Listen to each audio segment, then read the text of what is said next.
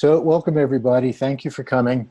Uh, I think that everybody is, to some degree, is feeling the angst or tumult from all the issues that are swirling around us, whether it's in our own lives, whether it's politically, economically, whatever is going on. I know that we're all feeling it in some way, and almost everybody you talk to, wants to talk about it in some way.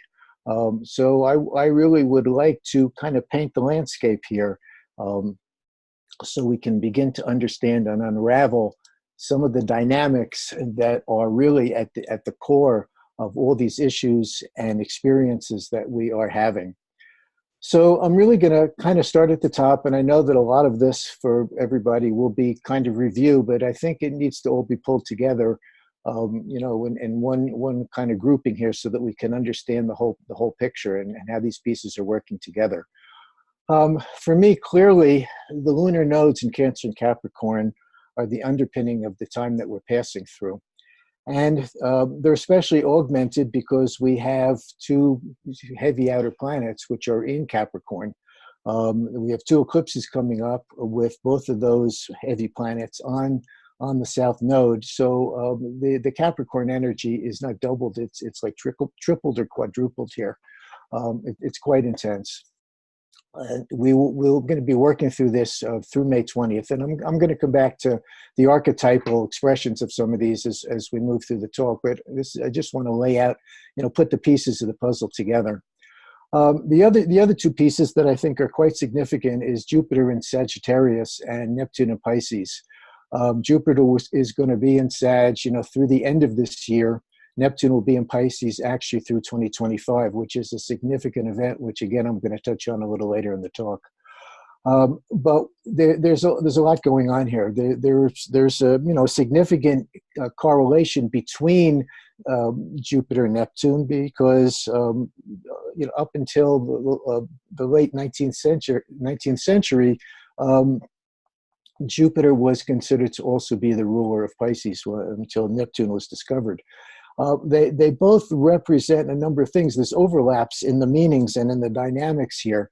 We see truth and the search for truth in Sagittarius. We see the search for ultimate meaning, if you would, in Pisces.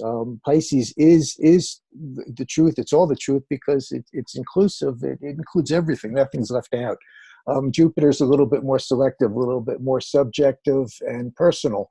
But both of these are about intuition, and both of these are really about a degree of reasoning that is, not the norm. It's what comes to us at a left field to a degree, and that I'm going to say that's a Uranus or a Uranian expression, but I'm going to apply it here as well because it's the things that come to us in dreams and in visions, that all of a sudden we just kind of know something. I think that's Jupiter and Neptune. In these natives, in their own native signs. What has really intensified this as well is that Jupiter is in the last quarter square to Neptune. It's squared 5 times, and this again will persist through pretty much to the end of this year. This is the crisis between what's true and what's false. What's real and what's illusion. And it's really what we're seeing, right in front of us, the drama that's playing out across the zeitgeist in the media. This is the big question that all of us are faced with. What do we believe? And this clash of beliefs as well is what's happening. And the other significant thing is that all of the outer planets, with the exception of Uranus, are retrograde. So clearly this is adding a deepening, reflective, retrospective, more intensifying dynamic to all of these outer planet dynamics. Excuse me. I'm going to bring in Pallas. I've been talking about Pallas lately, and this is the reason why. She's going to make 7 conjunctions to the outer planets, Jupiter, Saturn, and Pluto, between now and the end of 2020, and she's going to actually join up with Neptune as well in 2021. These are conjunctions. These aren't squares or sextiles. I mean, she's coming, face to face with the entire stellium that's coming in, into orb over the next year. So we've got, the three great conjunctions that I've referenced. We have Saturn that will conjoin Pluto in Capricorn in January of next year, which, seemed like a long time away a few months ago, but it's coming up faster than we know. It's been in orb really since February of this year and will remain in orb, all the way through the end of next year. So it's not just a singular event that's, one day. It's been building in intensity.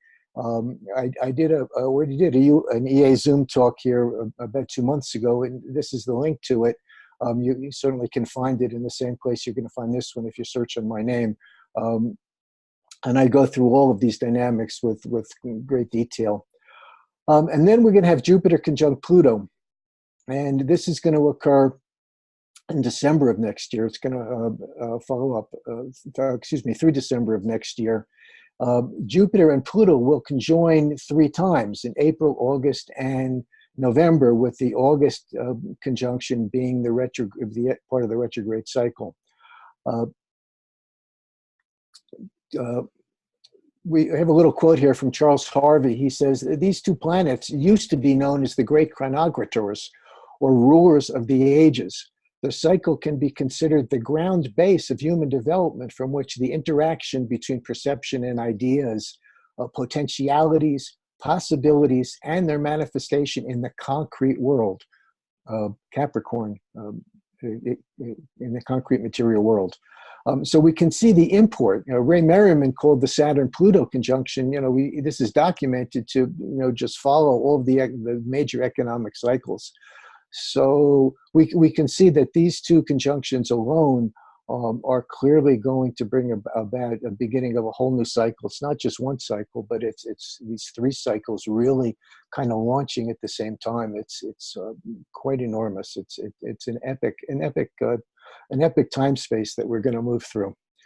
And then, more imminent, we have the 2 eclipses coming up in July.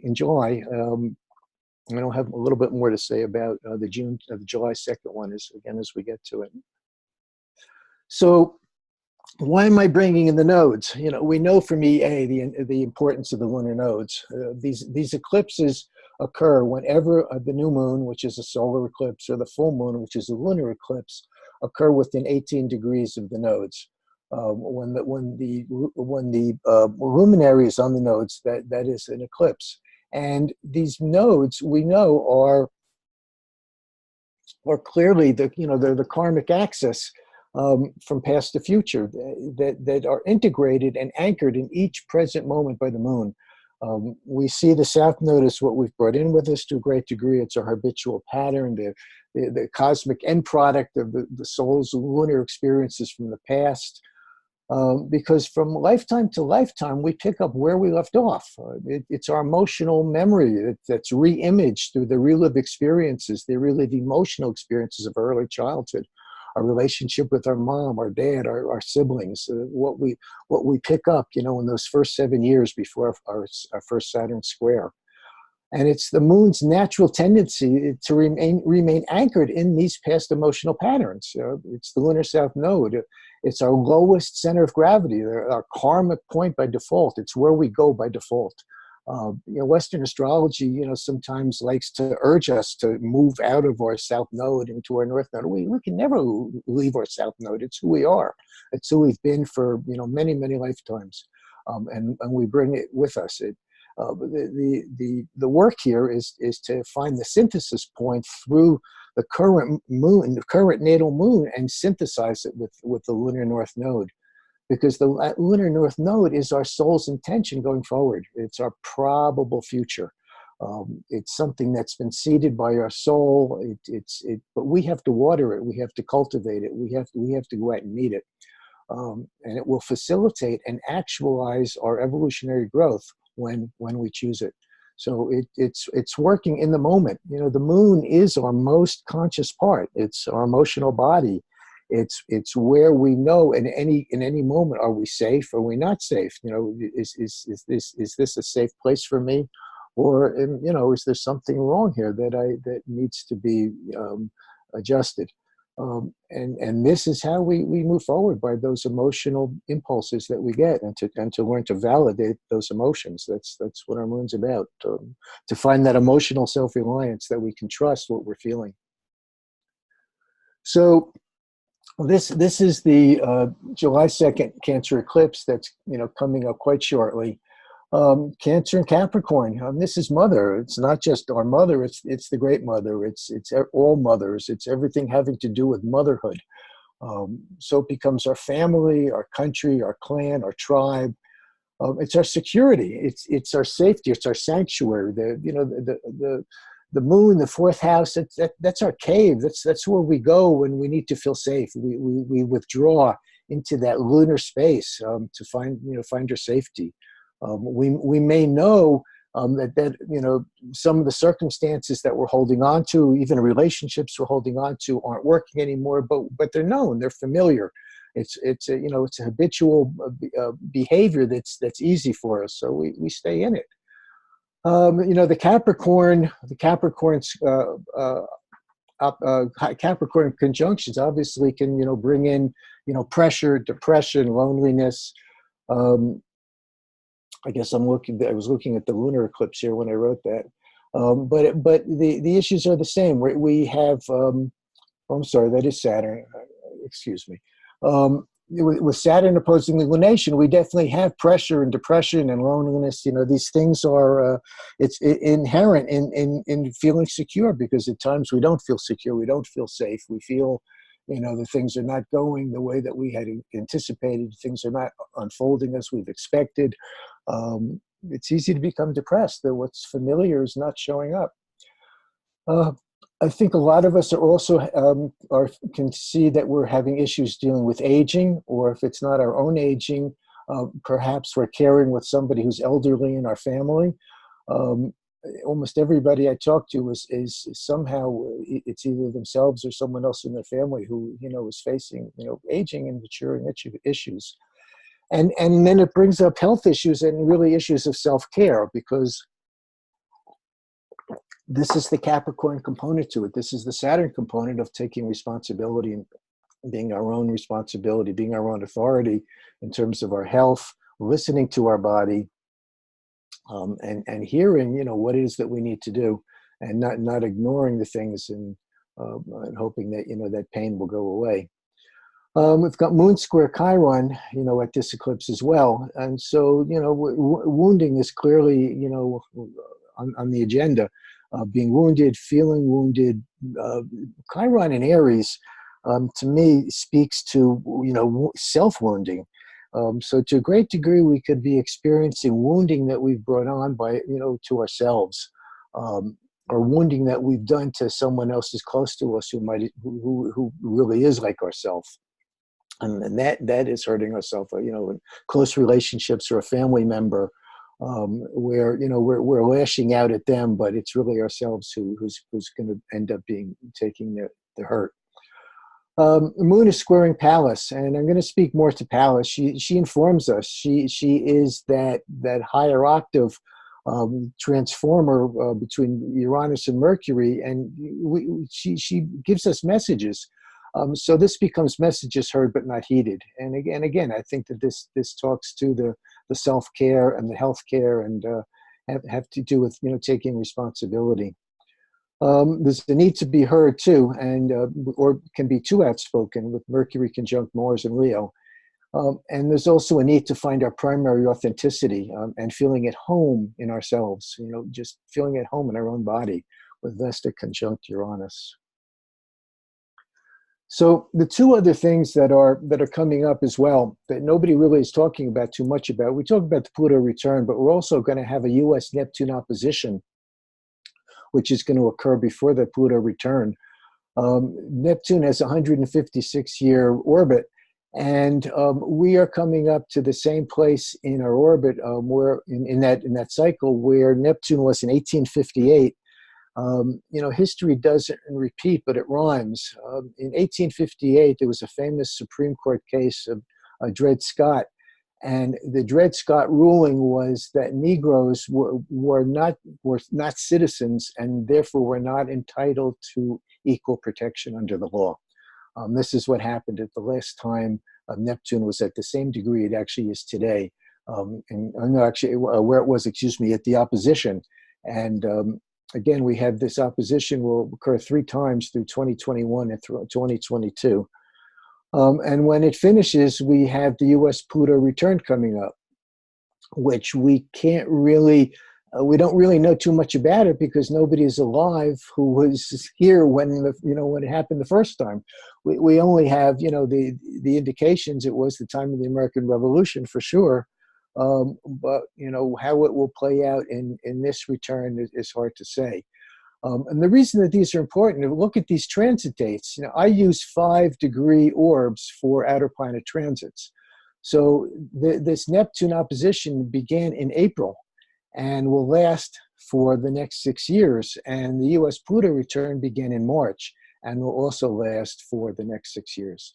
So we are looking at a deep current within our country itself of some huge shift in our belief system and Pluto, Pluto transits. Pluto transits are really what pushes us forward. Pluto transits, can devastate us. Transformation is a funny word to use.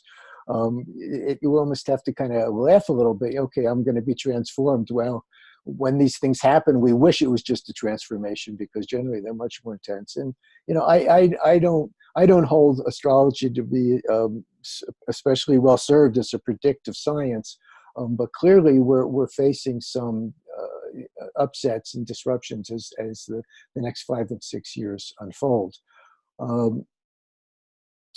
This is again, something that we're looking at.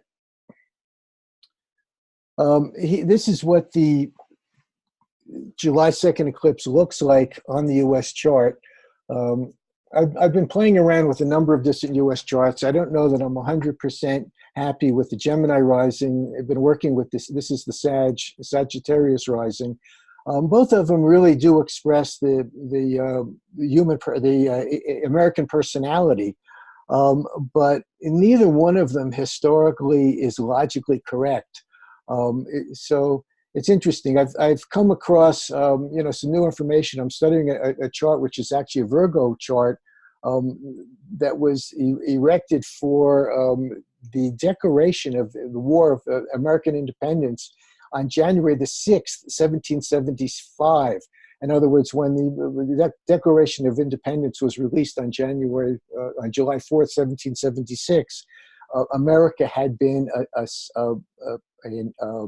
sovereign entity for a year. So anyway, but all these charts kind of work in a way because we're looking at basically planets that are almost in the same place except for whatever. They do work. So I don't want to defend any of it. I'm just saying that there's a lot of discussion and a lot of investigation that still needs to be made. But regardless of what chart we're looking at, we're looking at very similar planetary placements. So what is this about? What are the issues that are going to come up here? What's real, what is not? I touched on that. With Jupiter square Neptune, and what's true, what's not true, what's personal truth, what's ultimate truth. A total clash of core beliefs. We're looking at issues regarding freedom of the press, freedom of assembly, freedom of speech. Clearly, they're all under attack. There's a resurgence of racism. The Saturn-Pluto itself conjunction is all about a consolidation of power. There have only been 4 conjunctions of Saturn and Pluto 4 times in the last 500 years. It's a very rare sign for these 2 planets to conjoin in. And each time that it has happened, the power in some major area in the world has shifted from one entity to another. And again, this is all detailed in the Saturn-Pluto talk that I did 2 months ago. The attacks on women, attacks on minorities, attacks on people for religious intolerance, families at the border. These are things which are just seem to be so out of range of what are the principles and ideas that this country was founded on. I mean, where did this come from? It's, you know, it is the fodder for another talk, because if we understand our, you know, this country's past, it was, you know, it was the Spanish conquistadors, it was the Puritans who burned witches at the stake. Our country was also under British rule for 171 years before the revolution occurred. So there are all kinds of factors here that, you know, have really been hidden and nobody wants to talk about. The impact of the fact that the original settlers from England were either royalists or parliamentarians, you know, from the English Civil War. They brought slavery with them. They brought all these same injustices and prejudices with them. They had lost their homeland when they came here, and so they had no problem taking anybody else's, in the respect of the Native Americans. So, you know, we're looking at things that have been embroiled in American culture since the beginning, and then it's overlaid with, you know, patriarchal systems that we're facing that literally go back millennium. These are all the things that are emerging as Saturn and Pluto transit the south node of Saturn and the south node of the Moon as we move through these eclipses. So why do I bring in Pallas? You know, Pallas has had a lot to say. You know, through the works of Homer, through the Iliad. She was always there for both the Greek and the Trojan heroes, you know, to guide them and inform them, you know, along their fate, to find the path to their destiny. And more importantly, it was with Odysseus, with Ulysses, his 10-year journey, his 10-year odyssey to find his way back home to Ithaca. And she was there, you know, at important times, at critical points in his passage, and really turned his direction around and helped him find his path, find his way home. This is her real virtue. This is the gift that she bestows upon us. Just a little background.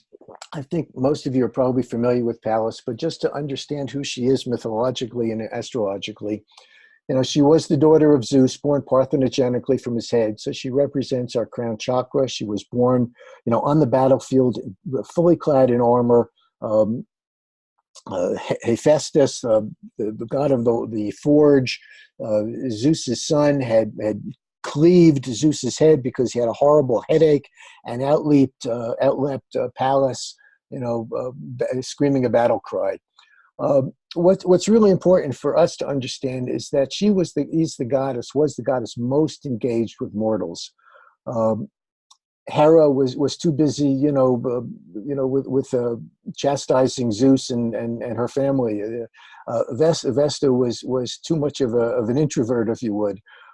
We don't see this kind of interaction from most of the other goddesses, or any of the other goddesses. It was Pallas who was there as the agent for mankind.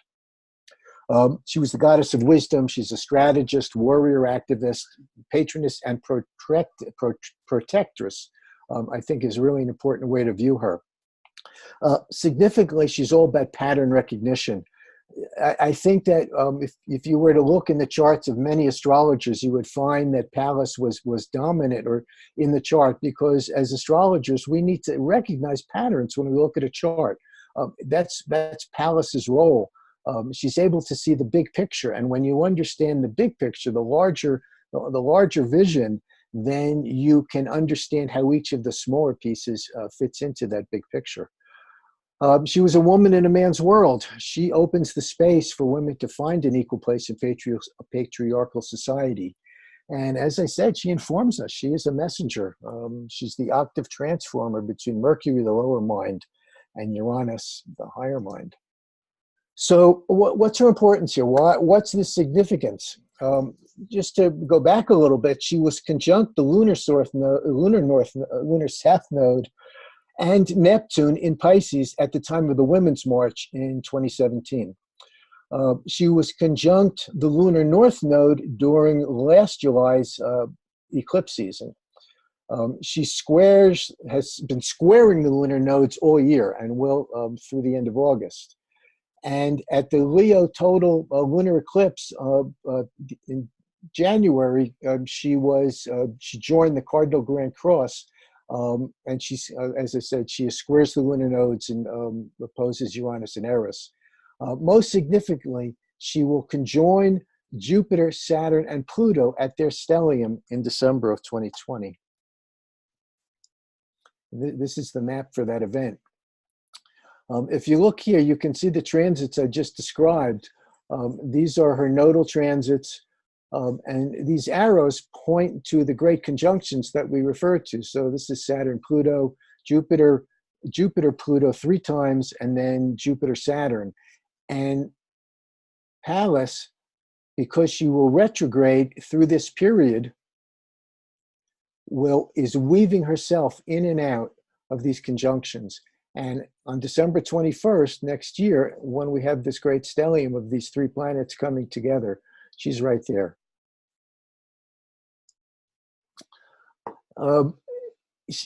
You know, these energies don't just exist in the sky, and they don't just show up in us as, you know, as dreams and as visions. They actually show up as people. I truly believe that there are, you know, that these archetypes have surrogates here on the ground. We are surrogates to some degree, you know, with our astrology. But look at these lineups here with the U.S. chart and all of these young, progressive female women. Not all young. Ruth Bader Ginsburg certainly isn't young. But here, look at this. Amy Goodman, a journalist. Her Jupiter conjunct U.S. Neptune. Her Chiron conjunct the U.S. moon, and her Pluto right on the north node of the United States. Ruth Bader Ginsburg, I'm sorry, let me take a drink. I'm having trouble talking. Ruth Bader Ginsburg, also right here with Pluto on Mercury opposite Pluto, which is our freedoms, our freedom of press and assembly, and the right, you know, freedom of speech. She's right there, you know, protecting it. Sharice Davids was the first Native American woman ever elected to Congress. Here's her Mercury right on the U.S. Uranus. AOC, she's the one who's holding all the headlines. She not only has her moon conjunct Vesta, but it's on the U.S. Chiron. Do you think that she's addressing the deep racial wounds and the deep, you know, lack of equality in our country? She's speaking directly to it. And Ruth Bader Ginsburg, also her Uranus right on U.S. Chiron, with you know, being able to judicially disrupt some of the patterns that need to be disrupted. Deb Haaland is right here in New Mexico, one of our representatives, also one of the first Native American women. Her Chiron in Ceres, right on the U.S. moon and Pallas. Amy Goodman, I said. Ruth Bader Ginsburg, her Pallas, again, right on the U.S. Pallas. AOC, Neptune on the U.S. Pluto. Deb Haaland also has Vesta conjunct Pallas on U.S. Pluto, and Sharice as well. I call them, these are the goddesses of the blue wave. These are the surrogates here on Earth. What we have to remember is that to a great degree, we are, in essence, just like Ulysses, just like Odysseus. We are at sea. We are being bounced from island to island, if you would, of crisis, or, you know, places where maybe we could seek refuge and the refuge doesn't exist, or being attacked by creatures and monsters and demons, being attacked by what seems to be weather and geophysical events. We're experiencing many of the same things. This is our hero's journey to a great degree as a country and as individuals as we pass through this space. And what I'm offering to you is that the remedy, what's out there, the hope, is the ability to hear, you know, our inner voice, to hear our intuition. We have the support from Jupiter and Neptune in their native signs. We have the, you know, these powerful, this powerful Cancer, Capricorn energy that really want, you know, everybody's afraid of Saturn. Saturn is our friend, you know, Saturn and Capricorn, which is, you know, where he is. I didn't even mention that he's also native. Things get done. I mean, Saturn really wants to build something. He wants to establish something. He's not about, you know, necessarily tearing us down to, you know, he's not about depression and pressure just for depression and pressure. He's about really about initiating, you know, creating. You know, Saturn is in essence is, you know, is involution. It's the vessel that holds spirit.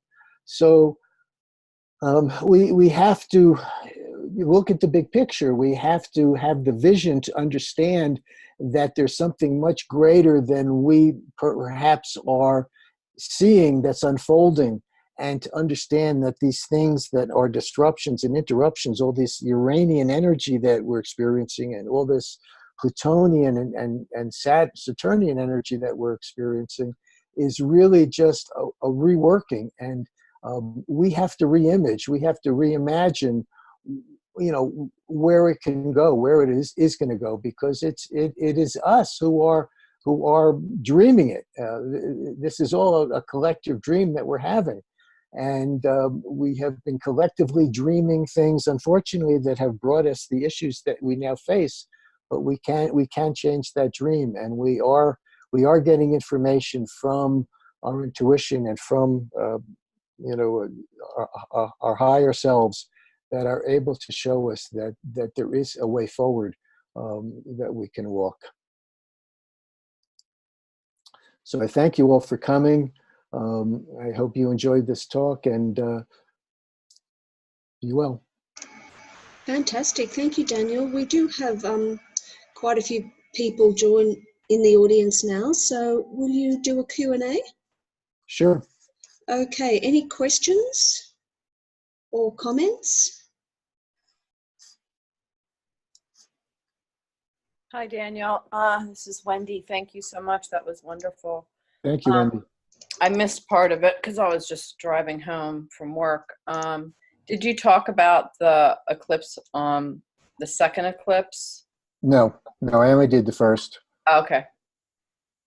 Yeah, that was good. I was just at work. I work for an acupuncturist part-time, and she was like, what's going on? It was like, you know, I don't know, things are feeling kind of funny, like, you know, where's the hope? So I see polar bears starving, and I was like, well, it's a big question, right? There's a big answer. Symptoms are the attempt of the body to heal. Exactly. Of course, that's exactly what's happening on a huge scale. Yeah. Right. Yeah. I said, well, we're hitting bottom, and bottom isn't always very pretty. Right. So, yeah. Anyway, I didn't really have a question. Just I was wondering about the other eclipse. Thank you so much. No, thank you. Okay. Do we have any other questions?